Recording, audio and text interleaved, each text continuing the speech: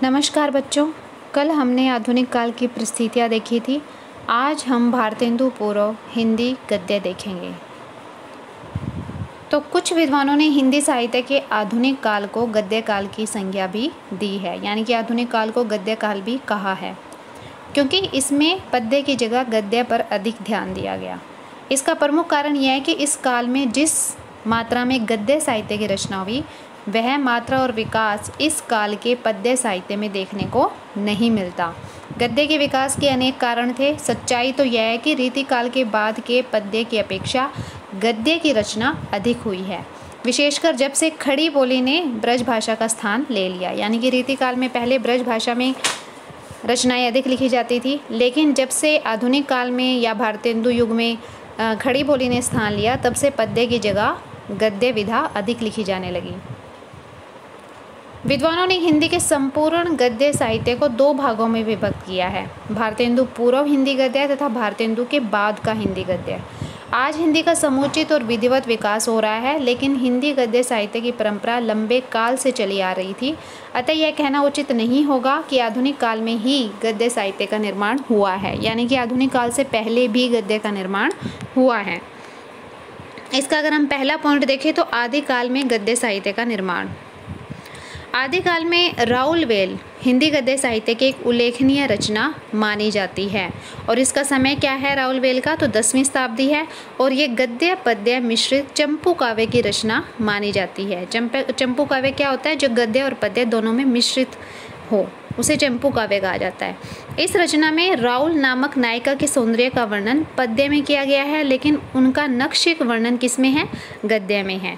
इसमें हिंदी की बोलियों का मिश्रण है, परंतु इसकी प्रमुख भाषा राजस्थानी है। फिर आती है उक्ति व्यक्ति प्रकरण, जो आदिकाल की दूसरी गद्य रचना है, जिसके रचयिता दामोदर प्रसाद शर्मा है। इनका समय 12वीं शताब्दी माना गया है। राउलवेल का 10वीं शताब्दी और उक्ति व्यक्ति प्रकरण का 12वीं शताब्दी माना गया है। आचार्य हजारी प्रसाद द्विवेदी ने इसे एक महत्वपूर्ण व्याकरण ग्रंथ कहा है, यानी कि जो उक्ति व्यक्ति प्रकरण है वो कैसा ग्रंथ है, तो वो व्याकरण ग्रंथ है। इस रचना को पढ़ने से बनारस तथा उसके आसपास के क्षेत्रों की भाषा और संस्कृति का परिचय प्राप्त होता है। वर्ण रत्नाकर मैथिली हिंदी गद्य की प्रसिद्ध रचना है, यानी कि हिंदी में भी किस बोली में है, मैथिली में। इसका समय 24 और यह एक क्या है, श्रृंगार रस प्रधान गद्य रचना है।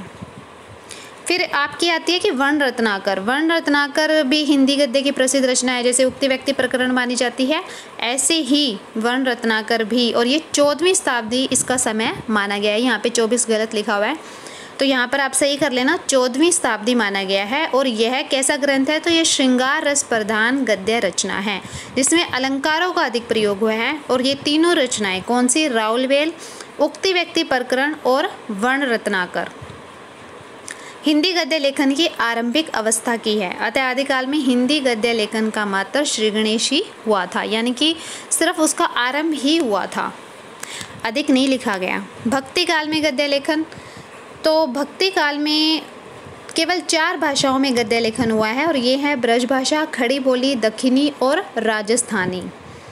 इनमें से महत्वपूर्ण की बात करें तो अष्टयाम, नाबादास की जो भक्तमाल है, अष्टयाम है, वैशाख महात्म, अग्न महात्म, वैकुंठमणि शुक्ल और 84 वैष्णव की वार्ता जो कि गोकुलनाथ की है, ये ब्रज भाषा में है।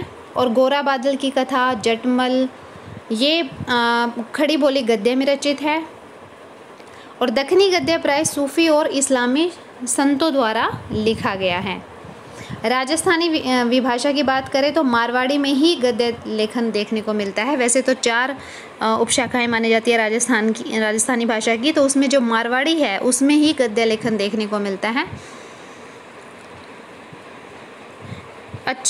इधर डॉक्टर प्रेम प्रकाश जो गौतम है, उन्होंने भक्ति का ललित गद्य रचनाओं की संख्या 20 के लगभग स्वीकार की है। फिर भी यह गद्य साहित्य विषय वस्तु तथा भाषा की दृष्टि से काफ़ी महत्वपूर्ण है। तो आप इसमें से जो महत्वपूर्ण रचनाएं सिर्फ वो याद कर लेना, जैसे भक्तमाल हो गई, अष्टयाम, वैशाख महात्म, अग्न महात्म, वैकुंठमणि शुक्ल, 84 वैष्णव की वार्ता, या जो कुतुबशत है जो दक्षिणी गद्य में दक्षिणी भाषा में लिखा गया है, हिदायतनामा, शिकारनामा और मुल्ला वज़ी है, ये दक्षिणी हिंदी के प्रमुख लेखक माने जाते हैं। आगे हम रीतिकाल की बात करें तो रीतिकाल में ब्रज भाषा, राजस्थानी, दक्षिणी, मैथिली और खड़ी बोली में पर्याप्त गद्य लेखन हुआ है। यानी कि किस किस में भाषा में हुआ, तो ब्रज भाषा, राजस्थानी, दक्षिणी, मैथिली और खड़ी बोली में। इस काल में टीकात्मक अनुदित रचनाएं अधिक हुई है, यानी कि टीकाएं अधिक लिखी गई है। टीकाओं का मतलब होता है कि किसी रचना को सरल करके, पहले से किसी लिखी गई रचना को सरल करके लिखना। फिर भी मौलिक ललित गद्य भी काफ़ी मात्रा में लिखा गया है। कथा, कहानी, चरित्र, वचनिका आदि इस काल की प्रमुख गद्य विधाएं हैं। डॉक्टर प्रेम प्रकाश गौतम ने भी लिखा है कि गद्य रचना की प्रवृत्ति रीतिकाल में भी प्रबल नहीं हो सकी, यानी कि रीतिकाल में भी बहुत अधिक गद्य नहीं लिखा गया। फिर है कि खड़ी बोली में हिंदी गद्य। तो खड़ी बोली गद्य की प्रथम रचना है चंद छंद वर्णन की महिमा, जिसके कवि थे दरबारी, अकबर के जो दरबारी कवि थे गंग कवि थे। कौन सी रचना के? चंद छंद वर्णन की महिमा। और इसका रचनाकाल 1570 के आसपास माना गया है तथा इस पर ब्रज भाषा का प्रभाव भी देखा जा सकता है। फिर आती है राम प्रसाद निरंजनी द्वारा रचित भाषा योग वशिष्ठ, जो खड़ी बोली की एक उल्लेखनीय गद्य रचना है। ये सभी महत्वपूर्ण रचनाएं हैं। चंद छंद वर्णन की महिमा, भाषा योग वशिष्ठ, और पंडित दौलत राम ने जैन पद्म पुराण का हिंदी में अनुवाद किया था। इसी प्रकार 1783 में खड़ी बोली गद्य की एक अन्य महत्वपूर्ण रचना प्राप्त होती है, मंडोर का वर्णन। इसके लेखक का नाम ज्ञात नहीं है। इसके अतिरिक्त कुछ फुटकर रचनाएं भी मिलती हैं, लेकिन उपर्युक्त 4 रचनाओं का खड़ी बोली के विकास में महत्वपूर्ण योगदान है। अंग्रेजी प्रशासन, अंग्रेजी शिक्षा, ईसाई धर्म का प्रचार तथा प्रेस की स्थापना के पश्चात खड़ी बोली गद्य का अधिक विकास होने लगा। अंग्रेज सरकार ने इंग्लैंड से आने वाले भारतीय अधिकारियों को भारतीय भाषाओं से परिचित कराने के लिए कोलकाता में 1800 ईस्वी में फोर्ट विलियम कॉलेज की स्थापना की। तो ये भी आपका यहाँ पर महत्वपूर्ण प्रश्न बनता है कि फोर्ट विलियम कॉलेज की स्थापना कब हुई? तो 1800 ईस्वी में। डॉक्टर जॉन गिलक्राइस्ट भारतीय भाषाओं के प्रोफेसर नियुक्त हुए थे इस कॉलेज में, और हिंदी के पठन पाठन के लिए इन्होंने कुछ हिंदी विद्वानों की यहाँ पर गिनती की। तो खड़ी बोली में चंद छंद वर्णन की महिमा और भाषा योग वशिष्ठ आदि जैन पद्म पुराण हो गई, ये महत्वपूर्ण रचनाएं मानी जाती है। फिर आते हैं लेखक चतुष्टय। लेखक चतुष्टय में कौन कौन आते हैं? तो मुंशी सदासुख लाल आते हैं, इंशाअल्लाह खां, लल्लू लाल और सदल मिश्र। इनका खड़ी बोली गद्य के विकास में बहुत अधिक योगदान रहा है। लल्लू लाल आगरा के निवासी थे तथा हिंदी, उर्दू, फारसी तथा संस्कृत के अच्छे विद्वान थे। फोर्ट विलियम कॉलेज में इनकी नियुक्ति भाषा मुंशी के रूप में हुई। तो आपको ये ध्यान रखना है कि लल्लू राम की फोर्ट विलियम कॉलेज में नियुक्ति किस पद पर हुई? तो भाषा मुंशी के पद पर। और लेखक चतुष्टय में कौन कौन आते हैं? तो मुंशी सदासुख लाल, इंशाअल्लाह खां, लल्लू लाल और सदल मिश्र। खड़ी बोली गद्य की दृष्टि से लल्लू लाल की जो रचना है प्रेम सागर, वो बहुत ही अधिक महत्वपूर्ण है। और ये वस्तुतः चतुर्भुज दास द्वारा रचित भागवत का अनुवाद है, यानी कि ये जो प्रेम सागर है ये भागवत का अनुवाद किया था इन्होंने। सदल मिश्र बिहार के निवासी थे तथा संस्कृत और हिंदी के विद्वान थे। इनकी प्रसिद्ध रचना का नाम है नासिकेतोपाख्यान, जिसका अन्य नाम चंद्रावती भी है। तो लल्लू लाल की रचना का नाम पूछा जाए तो प्रेम सागर, और सदल मिश्र की रचना का नाम पूछा जाए तो नासिकेतोपाख्यान, जिसे चंद्रावती भी कहा जाता है। यद्यपि यह खड़ी बोली गद्य की रचना है, लेकिन इस पर ब्रज भाषा का प्रभाव देखा जा सकता है। मुंशी सदासुख लाल दिल्ली के निवासी थे तथा यह ईस्ट इंडिया कंपनी में नौकरी भी करते थे। इन्होंने श्रीमद् भागवत पुराण का सुख सागर नाम से हिंदी में अनुवाद किया। तो मुंशी सदासुख लाल की रचना पूछी जाए तो सुख सागर। इनका गद्य वशिष्ठ की भाषा के अनुरूप हैं। सुख सागर के गद्य को खड़ी बोली का एक उत्तम उदाहरण कहा जा सकता है। इसमें फारसी के शब्दों का अभाव है तथा संस्कृत के तत्सम शब्दों का अधिक प्रयोग हुआ है। फिर इंशाअल्लाह खां आते हैं, जिनका जन्म मुर्शिदाबाद में हुआ। इन्होंने अनेक नवाबों का आश्रय प्राप्त किया था, अनेक नवाबों के आश्रय में रहे थे ये। तो आपको ये ध्यान रखना है कि सुख सागर है वो मुंशी सदासुख लाल की रचना है। फिर इंशाअल्लाह खां आते हैं और इनकी सुप्रसिद्ध रचना है रानी केतकी की कहानी, जिसका अन्य नाम क्या है? उदयबान चरित्र। तो आपको ये दोनों नाम ध्यान रखने हैं। इंशा अल्लाह खां की रचना का नाम है रानी केतकी की कहानी या उदयभान चरित्र, जो कि खड़ी बोली गद्य में लिखी गई।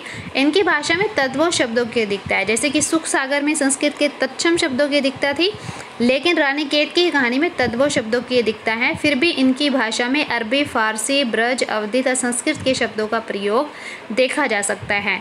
इनकी वाक्य रचना पर फारसी रीति का भी प्रभाव है। आगे हम बात करें तो ईसाई धर्म प्रचारकों का योगदान। तो खड़ी बोली गद्य के विकास में ईसाई धर्म प्रचारकों का भी अत्यधिक योगदान है। उन्होंने अपने धर्म का प्रचार करने के लिए न केवल बाइबल का अनुवाद करवाया, बल्कि कुछ पाठ्य पुस्तकें खड़ी बोली गद्य में लिखवाई। जो ईसाई धर्म प्रचारक थे, उन्होंने बाइबल का अनुवाद किस में करवाया? अपने धर्म का प्रचार करने के लिए हिंदी में अनुवाद करवाया, और कुछ पाठ्य पुस्तकें खड़ी बोली गद्य में भी लिखवाई। ईसाई धर्म प्रचारकों ने इस प्रकार की भाषा का प्रयोग किया जो वहाँ की जो जनता है वो समझ सके। अतः इनकी भाषा में संस्कृत के तत्सम शब्दों के साथ साथ ग्रामीण शब्दों का भी प्रयोग किया गया। ईसाई प्रचारकों की कोशिश से भारत में प्रेस की स्थापना हो गई थी। फलस्वरूप हिंदी में कुछ पत्र पत्रिकाओं का भी प्रकाशन शुरू हो गया था, जिसमें से बंगदूत किसकी है? तो राजा राम मोहन राय की पत्रिका है। उदंत मार्तंड किसका पत्र है? तो जुगल, यहाँ पर युगल नहीं जुगल किशोर आएगा, यहाँ पे नाम ये गलत दिया हुआ है, जुगल किशोर और सुधाकर, बुद्धि प्रकाश आदि इस युग के कुछ उल्लेखनीय पत्र हैं जिन्होंने खड़ी बोली गद्य के निर्माण में काफ़ी योगदान दिया। तो कौन कौन से उस टाइम महत्वपूर्ण पत्र पत्रिकाएं थी? तो बंगदूत जो कि राजा राम मोहन राय की है, उदंत मार्तंड, जुगल किशोर, सुधाकर, बुद्धि प्रकाश। ब्रह्म समाज, आर्य समाज तथा सनातन धर्म का योगदान। ईसाई धर्म प्रचारकों ने संगठित धर्म प्रचार द्वारा हिंदुओं में धर्म परिवर्तन की प्रवृत्ति को उत्पन्न किया, जिसकी शक्तिशाली प्रतिक्रिया बंगाल में हुई। राजा राम मोहन राय ने ब्रह्म समाज की स्थापना की। आपको ये ध्यान रखना है कि ब्रह्म समाज की स्थापना किसने की? तो राजा राम मोहन राय ने। वेदांत और उपनिषदों के ज्ञान का प्रचार किया उन्होंने। यही नहीं, उन्होंने बंगदूत नामक पत्र का भी प्रकाशन किया। उत्तरी भारत में दयानंद सरस्वती ने आर्य समाज की स्थापना की। तो आर्य समाज की स्थापना किसने की? स्वामी दयानंद सरस्वती ने। उन्होंने भारत को आर्यवर्त की संज्ञा दी तथा हिंदी को आर्य भाषा नाम दिया। तो दयानंद सरस्वती ने हिंदी को क्या नाम दिया? तो आर्य भाषा नाम दिया।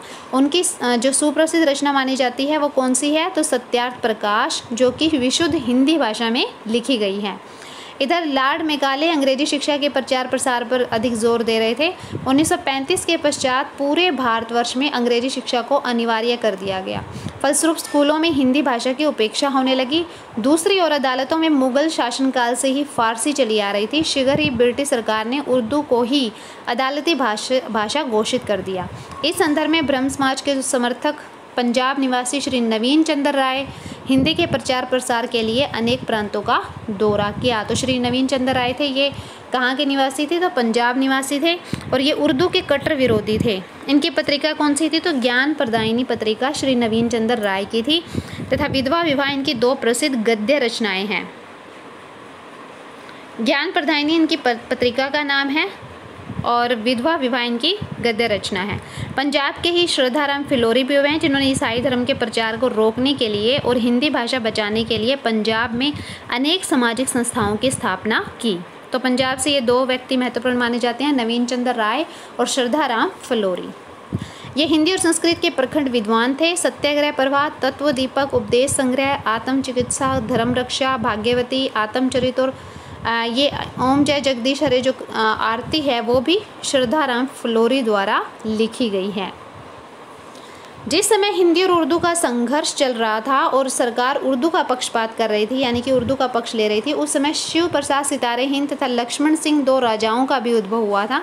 ये दोनों ही हिंदी के पक्षपाती तथा संरक्षक थे।